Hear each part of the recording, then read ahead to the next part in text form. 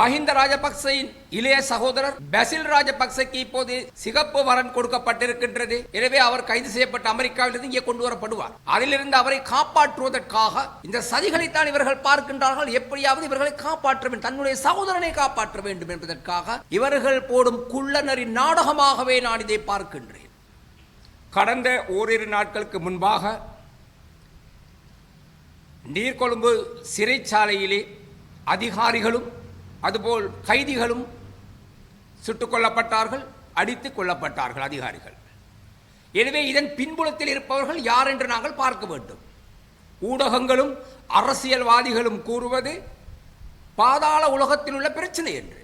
நிச்சயமாக பாதாள உலக பிரச்சனை அல்ல, இது வேறு வடிவத்திலே அவை அமைக்கப்பட்டிருக்கிறது, சித்தரிக்கப்பட்டிருக்கின்றது.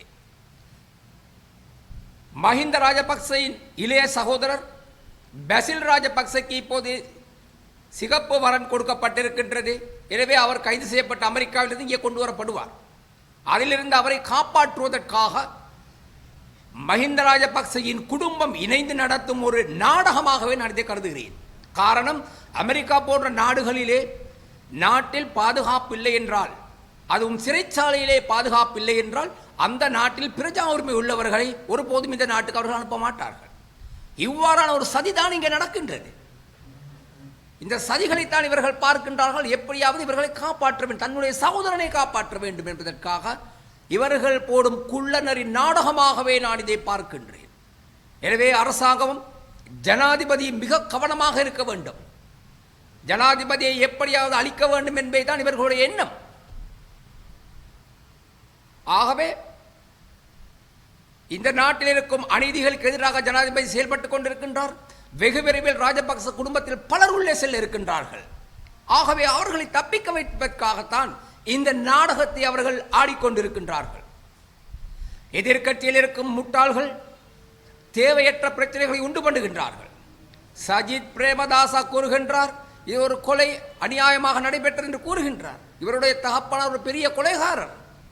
சுமார் 65,000 சிங்கள சகோதரர்களையும் ஜேவிபியில் வடகிழக்கிலே தமிழர்களையும் மற்றும் கிழக்கு மாகாணத்திலே முஸ்லிம் மக்களையும் அளித்த பெருமையுள்ள ஒரே ஒரு ஜனாதிபதி என்றால் அது வேறு யாரும் இல்லை, சஜித் பிரேமதாசையின் தகப்பனார் தான்.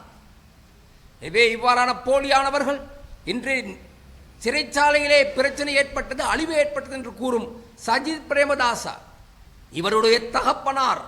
அதுபோல் ரணில் விக்ரமசிங்கின் பாட்டனர் ஜே.ஆர். ஜெயவர்தனா 83ஆம் ஆண்டிலே இந்த நாட்டில் நடந்த இனக்கலவரத்தின் போது வெளிக்கடை சிறைச்சாலையிலே குட்டிமணி ஜெகனோடு 34 பேரை அடித்து கொன்றார்கள் ஆட்களை வைத்து. அதை முழுவதுமாக அன்று விமான கடத்தலில் ஈடுபட்ட இந்த சேப்பால ஏக்க நாயக்கின் தலைமையிலேயே பிரேமதாச கூறி அவர் மூலமாகத்தான் நடத்தப்பட்டது என்று அன்று பலர் பலவிதமாக பேசினார்கள். ஆனால் எந்த விதமான நடவடிக்கையும் எடுக்கப்படவில்லை அந்த காலகட்டத்தினிலே. இன்று அவர்கள் ரணில் விக்ரமசிங்கையும் அதுபோல் சஜித் பிரேமதாசையும் ஒன்றுமே தெரியாதவர்களைப் போல் நடித்துக் கொண்டிருக்கின்றார்கள். எனவே இந்த போலிகள், சமூக விரோதிகள், சமூக துரோகிகள் இவர்கள். முஜிபுர் ரஹ்மான் முட்டாள்தனமாக உளர்கின்றார், உடனடியாக ராஜினாமா செய்ய வேண்டும் என்று. அப்படியானால் அன்று கிறிஸ்தவ தேவாலயங்களிலே குண்டு வைத்த போது முஸ்லிம் மக்கள் அடித்து நொறுக்கப்பட்டார்கள், விரட்டப்பட்டார்கள். தயாசிரி கூறுகின்றார், குருநாகலில் உள்ள பாராளுமன்ற உறுப்பினர் அமைச்சர்கள் ராஜினாமா செய்ய வேண்டும் என்று. அந்த குருநாகலில் தான் முஸ்லிம்கள் அதிகமாக பாதிக்கப்பட்டவர்கள். கண்டியிலே ஜிகனையில் பள்ளி எரிக்கப்பட்டது. அப்போதெல்லாம் எவரும் ராஜினாமா செய்யவில்லை, வாய் திறக்கவில்லை. மானங்கட்ட நீதியமைச்சர் என்று கூறிக்கொண்டிருக்கும் முஸ்லிம் காங்கிரஸ் தலைவர் என்று கூறிக்கும் ரவுஃப் ஹக்கீம் ஒளிந்து கொண்டு பயந்து கொண்டு நடுங்கிக் கொண்டிருந்தார். ஆனால் சிங்கள மக்கள் ஒன்றிணைந்து கண்டியிலே ஒரு பெரிய கூட்டத்தை ஏற்படுத்தி முஸ்லிம் அமைச்சர்கள், ஆளுநர்கள் உடனடியாக ராஜினாமா செய்ய வேண்டும் அல்லது நாங்கள் கொழும்பு வருவோம் என்று கூறியதால் பயத்தில் நடுக்கத்தில் ராஜினாமா செய்தார்களே தவிர வேறு காரணத்துக்காக அவர்கள் ராஜினாமா செய்யவில்லை. கோழைகள் கோழைகள். எனவே முஸ்லிம் மக்கள் அநியாயமாக உங்களுடைய எதிர்காலத்தை நீங்கள் நாசமாக்குகின்றீர்கள். ஒரு நல்ல தலைவனை தேர்ந்தெடுங்கள் அல்லது நான் வெகு சீக்கிரத்தில் நல்ல ஒரு தலைவனை உங்களுக்கு அறிமுகப்படுத்துகின்றேன்.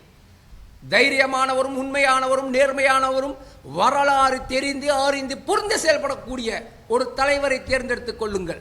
இவ்வாறான முட்டாள்கள் ரவுஃப் ஹக்கீம் போன்ற முஸ்லிம் காங்கிரஸில் இருக்கும் அனைவரும் பேசுவதற்கு மாத்திரம் மைக் டைசனாக இருக்கின்றார்களே தவிர மக்கள் சேவகர்கள் அல்லவர்கள். அதேபோல்தான் முஜிபுர் ரஹ்மான்.